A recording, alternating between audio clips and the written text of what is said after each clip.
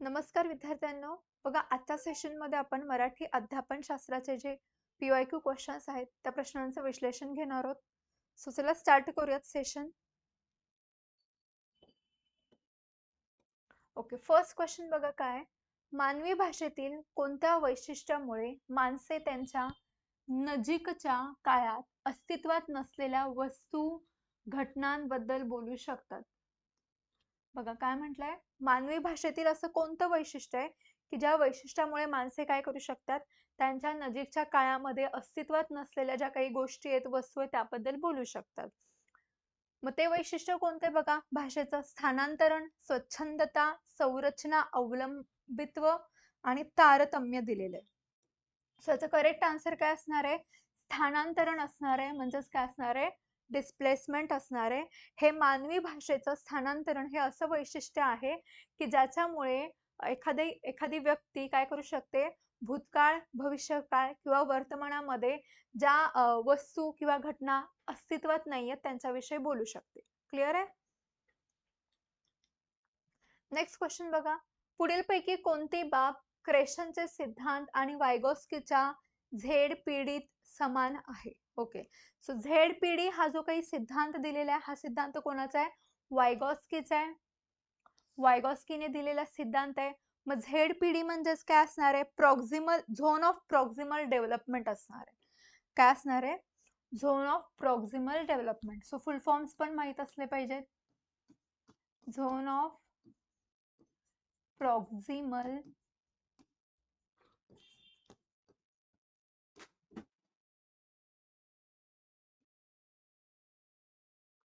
Zone of proximal development. Okay, आणि क्रेशनचा जो काही सिद्धांत आहे, हा क्रेशनचा सिद्धांत काय असणार आहे? तर इनपुट हायपोथेसिस. क्रेशनचा सिद्धांत काय आहे? Input hypothesis. मग हे दोन जे सिद्धांत आहेत, क्रेशन आणि वायगॉस्की, ह्या दोन सिद्धांतामध्ये समानता काय आहे हे तुम्हाला या ठिकाणी विचारलंय. ओके, बघा, आदान सिद्धांत, लक्ष देणे सिद्धांत, नैसर्गिक क्रम सिद्धांत, परिणाम झिरपणे सिद्धांत. सो दोन्ही सिद्धांतामध्ये कॉमन काय असणार आहे? तर हे जे दोन्ही सिद्धांत आहेत, वायगॉस्कीचा झोन ऑफ प्रॉक्सिमल डेव्हलपमेंट आणि क्रेशनचा इनपुट हायपोथेसिस, हे दोन्ही जे सिद्धांत आहेत, हे दोन्ही सिद्धांत कशावरती भर देतात? तर विद्यार्थ्यांची सध्याची जी काही पातळी आहे, जो काही स्तर आहे, त्याच्यापेक्षा थोडं जास्त उंच स्तराचं शिकवणं. ओके, ह्याच्यावर ते काय करत असतात? हे दोन्ही सिद्धांत भर देत असतात. सो ह्याच्यामध्ये दोन्ही गोष्टींमध्ये कॉमन काय असणार आहे? दोन्ही सिद्धांतांमध्ये आदान सिद्धांत कॉमन असणार आहे. ओके, नेक्स्ट क्वेश्चन बघा, उत्पादक शब्दसंग्रह म्हणजे काय?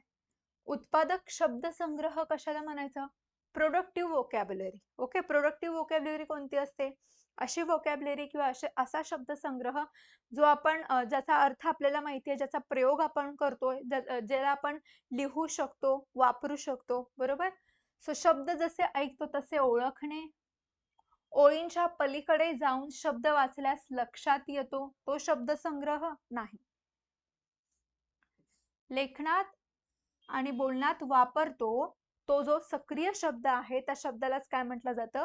उत्पादक शब्दसंग्रह, म्हणजेच प्रोडक्टिव्ह वोकॅब्युलरी असं म्हटलं जातं. क्लिअर आहे? ओके, नेक्स्ट क्वेश्चन बघा, पुढील पैकी व्याकरण अनुवाद माध्यमातून द्वितीय भाषा शिकवण्याचं कोणते वैशिष्ट्य नाही? सो प्रथम आणि द्वितीय भाषेच्या व्याकरणिक नियमांची तुलना करणे, द्वितीय भाषेच्या व्याकरणाचे नियम शिकणे व पाठ करणे, थेट दुसऱ्या भाषेत बोलणे आणि नंतर दोन्ही भाषांच्या व्याकरणिक नियमांची तुलना करणे, भाषेच्या वर्तनापेक्षा भाषेच्या घटकावरती भर देणे. सो कोणतं वैशिष्ट्य नसणार आहे? बघा, व्याकरण अनुवाद ही जी काही पद्धत आहे ना, व्याकरण अनुवाद पद्धतीमध्ये काय केलं जातं? एका भाषेतील जर का तुम्हाला व्याकरणाचं ज्ञान असेल, तर त्या व्याकरणिक ज्ञानाचा उपयोग करून दुसरी भाषा शिकली जाते. बरोबर? मग थेट दुसऱ्या भाषेत बोलणे आणि नंतर दोन्ही भाषांच्या व्याकरणिक नियमांची तुलना करणे हे काय असणार आहे? चूक असणार आहे. कारण व्याकरण अनुवाद पद्धतीमध्ये थेट दुसऱ्या भाषेत बोललं जात नाही, तर आधी व्याकरण शिकलं जातं आणि मग बोललं जातं. बरोबर? सो हे चुकीचं आहे आणि आपल्याला तेच विचारलंय. शिक्षिका आपल्या विद्यार्थ्यांना विचारते, मी दिलेल्या अनुभवावर आधारित प्रश्नांची उत्तरे तुम्ही कशी दिलीत आणि त्याची उत्तरे देताना तुमच्या मनात नक्की काय सुरू होते. हे डॅश डॅश याचे उदाहरण आहे.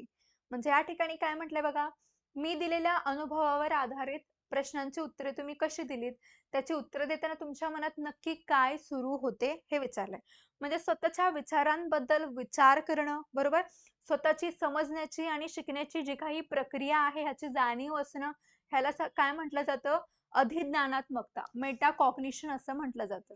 सो काल्पनिक पदबंध, अधिभाषिकता, अधिसंकेत विज्ञान हे चुकीचे पर्याय आहेत. करेक्ट काय असणार आहे, अधिज्ञानात्मकता. ओके, नेक्स्ट क्वेश्चन बघा. भाषिक समुदायात एस चे उच्चारण दोन वेगवेगळ्या सामाजिक आर्थिक गटातील माणसांकडून वेगवेगळ्या प्रकारे होते असे लक्षात येते, हे कशाचे उदाहरण आहे. आता या ठिकाणी बघा, समाजातील जो काही स्तर असेल किंवा वर्ग, शिक्षण, आर्थिक स्थिती याबाबत म्हणजे काय केलं जातं या ठिकाणी, भाषिक समुदायामध्ये म्हणजे जे दोन गट आहेत त्या दोन गटातील माणसांकडून वेगवेगळ्या प्रकारे ह्या ठिकाणी काय केलं जातं, उच्चारण केलं जातं. बरोबर. ह्याचं करेक्ट आन्सर काय असणार आहे, समाज भाषा वैज्ञानिक परिवर्तन, व्यावहारिक परिवर्तन, समाज सांस्कृतिक परिवर्तन, समाज मानसशास्त्रीय परिवर्तन. आता हे समाज सांस्कृतिक परिवर्तन असू शकतं का, नाही. समाज भाषा वैज्ञानिक परिवर्तन असणार आहे. कारण सामाजिक आर्थिक गटातील दोन वेगवेगळ्या सामाजिक आर्थिक गटातील म्हणजे समाजातला जो काही स्तर आहे तो सुद्धा डिपेंड करतो, बरोबर, भाषेवरती काय करत असतो, प्रभाव करत असतो. मातृभाषाधारित बहुभाषिकत्व कशाचा पुरस्कार करते. सर्व मुलांनी त्यांच्या शिक्षणाची सुरुवात मातृभाषा म्हणजेच घरची भाषा याने करावी. सर्व मुले त्यांच्या शिक्षणाची सुरुवात प्रदेशाची भाषा यापासून करतात. सर्व मुले त्यांच्या शिक्षणाची सुरुवात इंग्रजी आणि घरच्या भाषेतून करतात. सर्व मुले प्रथम भाषा म्हणून हिंदी शिकतात, चुकीचे. बहुभाषिकता, ओके, मातृभाषाधारित बहुभाषिकत्व कशाचा पुरस्कार करते, तर सर्व मुलांनी त्यांच्या शिक्षणाची सुरुवात ही त्यांच्या मातृभाषेमध्ये म्हणजेच घरच्या भाषेने केली पाहिजे. पुढीलपैकी कोणते विधान भाषा आत्मसात तंत्र चे योग्य विश्लेषण नाही. आता भाषा आत्मसात तंत्र म्हणजेच काय असणार आहे, लँग्वेज ऍक्विसिशन डिव्हाइस असणार आहे, एलएडी. एलएडी चा फुल फॉर्म काय असणार आहे, लँग्वेज ऍक्विसिशन डिव्हाइस असणार आहे. ओके, ही जी संकल्पना आहे ही संकल्पना कोणी मांडलेली आहे, नॉम चॉम्स्की यांनी मांडलेली. ओके, नॉम चॉम्स्की यांनी मांडलेली ही संकल्पना आहे. आणि नॉम चॉम्स्कीचे विचार आपल्याला माहिती आहेत. त्यांनी काय सांगितलंय, प्रत्येक मुलांमध्ये जन्मताच भाषा शिकण्याची काय असणार आहे, क्षमता असते, बरोबर. मग बघा, मुले त्यांची प्रथम भाषा कशी शिकतात, 4 ते 5 वर्षाच्या लहानशा कालावधीत मुले भाषा कशी शिकतात, मुले अलंकारिक भाषा कशी शिकतात, मुलांच्या भाषिक आदानापेक्षा भाषिक प्रदान जास्त कशामुळे होते. सो बघा, भाषा आत्मसात तंत्रचे योग्य विश्लेषण कोणतं नसणार आहे, मुले अलंकारिक भाषा कशी शिकतात, हे चुकीचे आहे. ओके, भाषा आणि बोलीच्या संदर्भात भाषिक दृष्ट्या कोणते विधान अचूक आहे, म्हणजे बरोबर विधान या ठिकाणी विचारलेले आहे भाषा आणि बोलीच्या संदर्भात. बघा या ठिकाणी काय दिलेलं आहे, भाषांचे लिखित साहित्य असते मात्र बोली मौखिक परंपरेत असतात. भाषा आणि बोली भाषिक दृष्ट्या वेगवेगळ्या असतात पण भौगोलिक दृष्ट्या एकच असतात. भाषेची आपली लिपी असते पण बोलीची त्यांची लिपी नसते. भाषा आणि बोलीची भाषिक पृथकात्मकता दाखवणारे कोणतेही योग्य निकष नाही. याचं करेक्ट आन्सर काय असणार आहे, कोणते विधान अचूक आहे, म्हणजेच तुम्हाला काय विचारलेलं आहे, बरोबर विधान विचारलेलं आहे, बरोबर. मग भाषा आणि बोली यांच्यामध्ये रचनात्मक फरक काहीच नसतो. रचनात्मक फरक असतो का ह्याच्यामध्ये, रचनात्मक फरक ठोस नसतो. म्हणजे दोन्हीही काय आहेत, संवादाचे माध्यम आहेत. म्हणजे भाषा पण काय, संवादाचं माध्यम आहे, एक साधन आहे. आणि बोली सुद्धा काय आहे, संवादाचंच एक माध्यम आहे, बरोबर. मग या ठिकाणी फक्त वेगळं काय असणार आहे, तर ते जे काही व्याकरण आहे, शब्दसंग्रह आहे किंवा उच्चारण आहे, बरोबर, त्या ठिकाणी फक्त काय होणार आहे, तो जो काही प्रदेश आहे किंवा जे काही भौगोलिक क्षेत्र आहे त्याचा परिणाम या ठिकाणी आपल्याला पाहायला मिळतो. क्युमिन्सच्या आंतर अवलंबित्वाच्या सिद्धांतानुसार पुढीलपैकी कोणत्या गोष्टी एकमेकांवर अवलंबित असतात?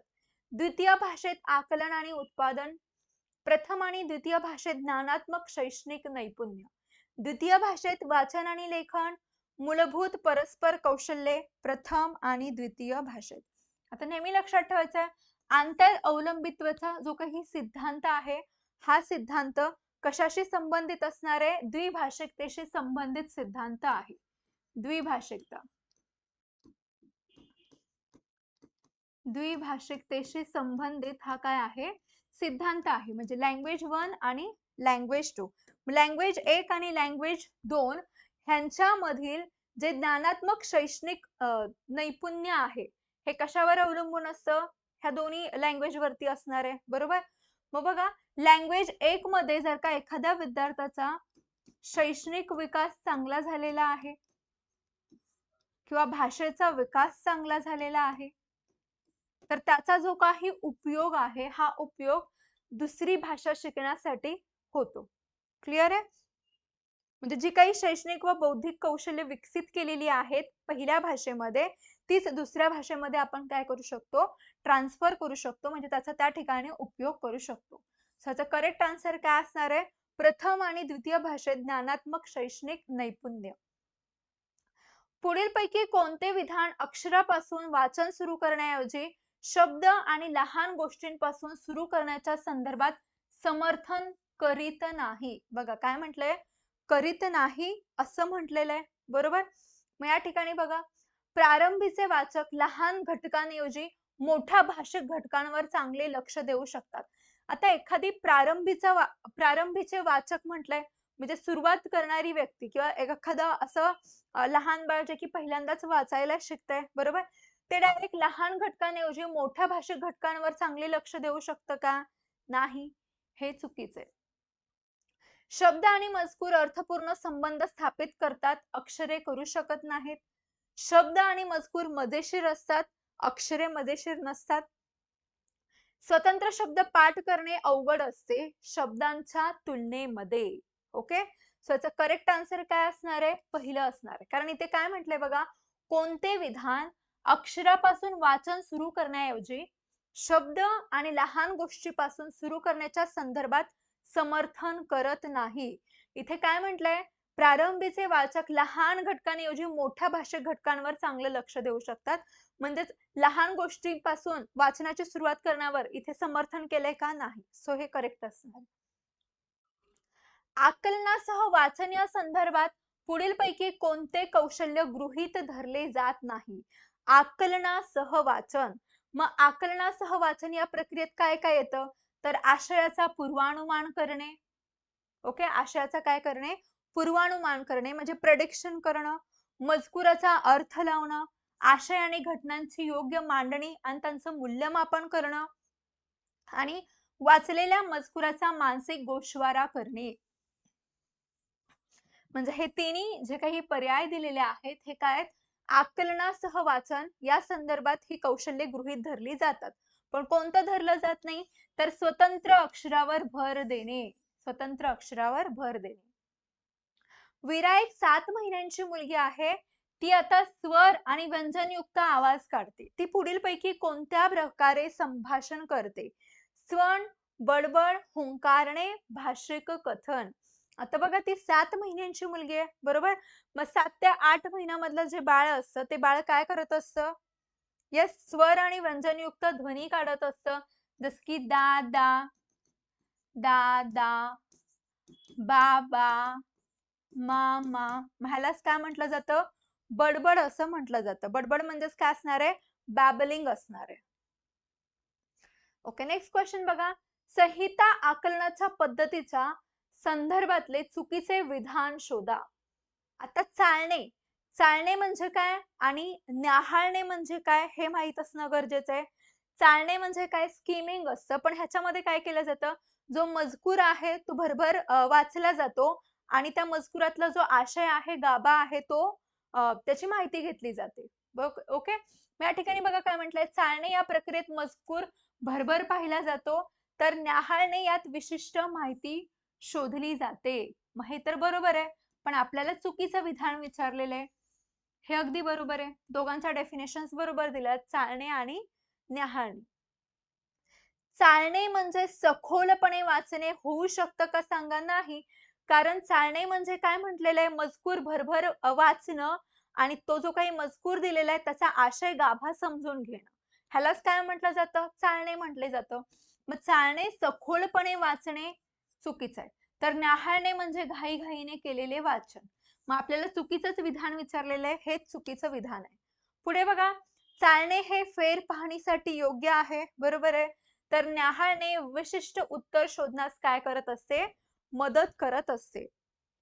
पुढे बघा काय दिलेलं आहे, चाळणे आणि न्याहाळणे या दोन्हीत जलदपणे मजकुरावर दृष्टिक्षेप अपेक्षित असतो. सो चुकीचं काय आहे? Second option. जेव्हा मुले भाषेच्या माध्यमातून वस्तू, घटना, सभोवतालच्या घटनांबद्दल काय करतात? विचार करतात, तेव्हा ते इतरांपेक्षा कोणत्या भाषिक घटकांचा अधिक वापर करतात? काल्पनिक, नियंत्रित, सूचनात्मक, स्वयंशोध. बघा, जेव्हा मुले भाषेच्या माध्यमातून काय करतात? सभोवतालच्या ज्या काही वस्तू, घटना आहेत त्या घटनांबद्दल विचारतात. म्हणजे हे का होतंय? हे का म्हणजे हे काय आहे? म्हणजेच या ठिकाणी कोणता घटक म्हणू शकतो आपण? स्वयंशोध. ह्याला काय म्हटलं जातं? स्वयंशोध असं म्हटलं जातं. कारण भाषेच्या माध्यमातून हे काय आहे? का होतं? कसं होतं?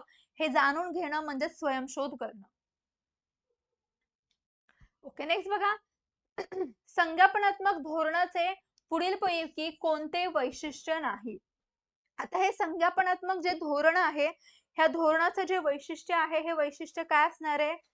संवादाच्या माध्यमातून काय करणं? जी काही कौशल्य आहेत संवादाशी संबंधित, त्या कौशल्यांचा काय करणं? विकास करणं किंवा अर्थपूर्ण व ससंदर्भ भाषा समजून घेणं, त्याचा वापर करणं. मग या ठिकाणी काय दिलंय? भाषेचा ससंदर्भ वापर करणं हे वैशिष्ट्य आहे. स्पष्टपणे शिकविण्यापेक्षा व्याकरण नियम जाणून घेणे, संज्ञापनात्मक नैपुण्य विकसित करणे.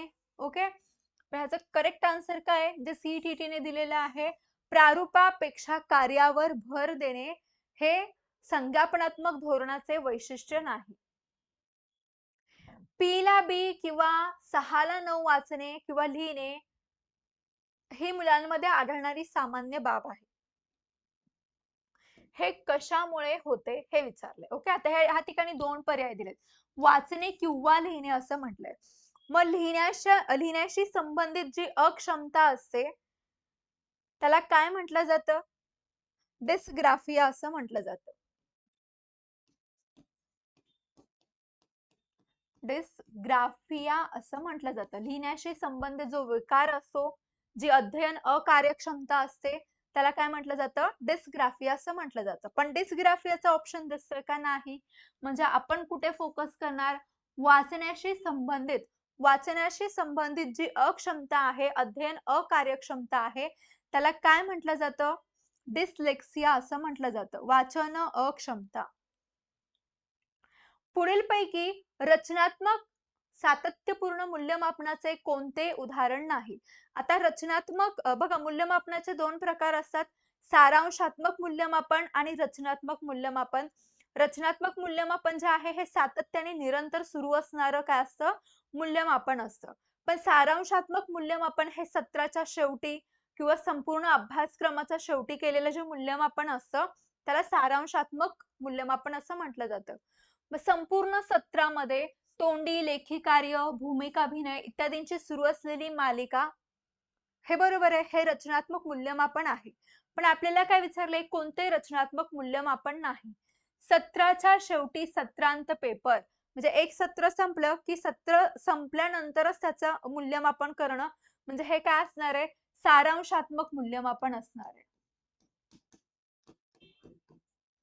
सारांशात्मक मूल्यमापन. संपूर्ण कालावधीत व्यापलेले सर्वसमावेशक लेखी मूल्यमापन आणि इतर उपक्रमांचे एकत्रीकरण. संपूर्ण कालावधीत व्यापलेले म्हटलेले, म्हणजे हे रचनात्मक मूल्यमापन आहे. मूल्यमापनाचे असे धोरण ज्यात अगदी संक्षिप्त चाचण्या ते सवंगड्याने केलेले मूल्यमापन संपूर्ण सत्रामध्ये सुरू राहते. मग संपूर्ण सत्रामध्ये मूल्यमापन सुरू राहते म्हणजे ते काय असणार आहे? रचनात्मक मूल्यमापन असणार आहे. कारण रचनात्मक मूल्यमापन जे आहे, हे रचनात्मक मूल्यमापन काय असतं? निरंतर सातत्याने सुरू असणारं मूल्यमापन असतं. ओके. प्राथमिक परस्पर संभाषण कौशल्य. प्राथमिक परस्पर संभाषण कौशल्य म्हणजे काय असणार आहे? उच्च पातळीचे भाषिक कौशल्य नाही. अमूर्ततेची भाषा नाही. आंतरभाषा असेल का? नाही. दैनंदिन संभाषणात वापरलेली जी भाषा आहे त्यालाच काय म्हटलं जातं? प्राथमिक परस्पर संभाषण कौशल्य असं म्हटलं जातं. ओके, नेक्स्ट बघा. पुढीलपैकी कोणती कृती मजकुराचे आकलन आणि शब्दसंग्रह विकासाच्या बाबतीत उपयोगी ठरणार नाही म्हटलेले? बघा, कोणती कृती मजकुराचं आकलन करणं किंवा शब्दसंग्रहाचा विकास होणं म्हणजे नवीन नवीन शब्द शिकायला मिळतील असं, त्या बाबतीत उपयोगी ठरणार नाही. शब्द नकाशा. नकाशा कोणता आहे? शब्दांचा आहे, म्हणजे शब्दसंग्रहाचा विकास इथे होणार आहे. बाराखडी तक्ता, आशय नकाशा, चित्रसंग्रह आहे. बाराखडी तक्त्यामध्ये बाराखडी दिली जाते, बरोबर. मग बाराखडीचा हा जो तक्ता आहे, हा असा तक्ता आहे जो मजकुराचे आकलन आणि शब्दसंग्रह विकासाच्या बाबतीत उपयोगी ठरणार नाही. कारण ह्याच्यामध्ये स्वर आणि व्यंजन शिकवले जातात. स्वर आणि व्यंजनाचं उच्चारण कसं केलं जातं हे या ठिकाणी शिकवलं जातं. महत्वाच्या 2 मूल्यमापनाच्या संदर्भात पुढीलपैकी कोणते विधान योग्य आहे? रचनात्मक मूल्यमापन हे भाषेच्या कार्यापेक्षा भाषेच्या रूपावर भर देते. सारांशात्मक मूल्यमापन म्हणजे वर्षभरात केलेल्या प्रत्येक प्रारूपाच्या मूल्यमापनाची बेरीज आहे. रचनात्मक मूल्यमापन हे संपूर्ण शिक्षणावस्थेत सातत्याने सुरू राहते. आताच आपण पाहिलं ना, मूल्यमापनाचे 2 प्रकार, सारांशात्मक मूल्यमापन आणि रचनात्मक मूल्यमापन. रचनात्मक मूल्यमापन हे सतत निरंतर सुरू असणारे मूल्यमापन असते.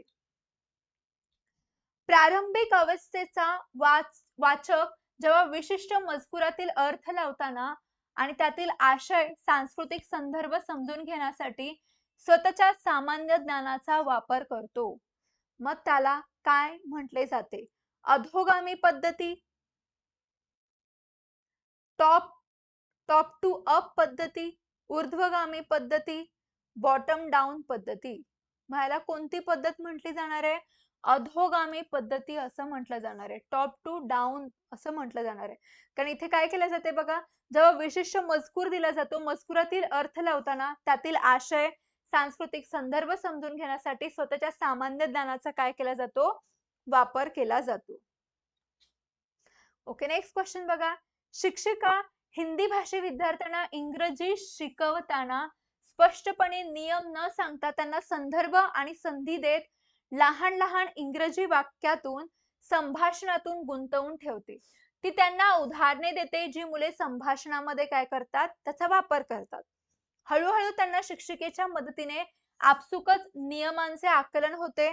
मग तुमच्या मते शिक्षिका कोणत्या पद्धतीचा अवलंब करते? आता बघा, जे विद्यार्थी आहेत हे विद्यार्थी कसे आहेत? हिंदी भाषी विद्यार्थी आहेत आणि हिंदी भाषी विद्यार्थ्यांना इंग्रजी भाषा शिकवली जाते. ती सुद्धा हिंदी भाषेचा वापर केला जातोय का? नाही केला जातोय. म्हणजे त्यांची जी भाषा आहे त्या मातृभाषेचा वापर न करता डायरेक्ट त्यांना इंग्रजी शिकवलं जाते, बरोबर. मग या ठिकाणी जर का आपण विचार केला तर थेट पद्धती हे सुद्धा उत्तर येऊ शकतं. पण CET ने जे उत्तर दिलेलं आहे ते काय आहे? संभाषणात्मक पद्धती. कारण या ठिकाणी जरी मातृभाषेचा वापर न करता इंग्रजी शिकवलं तर जातच आहे, पण त्या ठिकाणी फोकस कशावर केलेला आहे? इंग्रजी कशी शिकवतात शिक्षिका? संभाषणाच्या माध्यमातून शिकवितात. त्याच्यामुळे ही पद्धत कोणती असणार आहे? संभाषणात्मक पद्धत असणार आहे. शिक्षणातील उणीवा लक्षात घेण्यासाठी चुकांचे विश्लेषण महत्त्वाचे असते. का महत्त्वाचे असते? बहुतांश चुका या विद्यार्थ्यांच्या आडमुठेपणामुळे होतात. चुका म्हणजे विद्यार्थ्यांची बौद्धिक कुवत आणि त्यांची शैक्षणिक अवस्था जाणून घेण्याचे काय आहे? साधन आहे. म्हणजे एखादा विद्यार्थी एखाद्या गोष्टीत कुठेतरी चुकतोय म्हणजे आपल्याला समजतंय की त्याची अडचण या ठिकाणी आहे, बरोबर? म्हणजे त्याची शैक्षणिक अवस्था आपल्याला समजून घेता येते. चुका या विद्यार्थ्याच्या आकलन शक्तीच्या उणिवांचा संकेत आहे. चुकांच्या माध्यमातून संकल्पनात्मक विकास आणि अभिप्रेरणा निदर्शनास येते. त्याचा करेक्ट आन्सर काय असणार आहे? येस, सेकंड असणार आहे. मूल्यमापनाच्या संदर्भात पुढीलपैकी कोणते विधान योग्य नाही? ते विद्यार्थ्यांच्या प्रगतीचे समग्र चित्र उपस्थित करते. ते विद्यार्थ्यांच्या प्रगतीचे ठोस पुरावे सादर करते. ते विद्यार्थ्यांच्या प्रगतीचा वेग पडताळण्यास मदत करते. हे तिन्ही स्टेटमेंट बरोबर आहेत. ते फक्त शिक्षक करू शकतात हे चुकीचं आहे. कारण सवंगड्यांकडून केलेलं पण मूल्यमापन असतं, स्वमूल्यमापन असतं. गरजेचं नाही की फक्त मूल्यमापन शिक्षकच करू शकतात. कोणीही मूल्यमापन करू शकतं, बरोबर?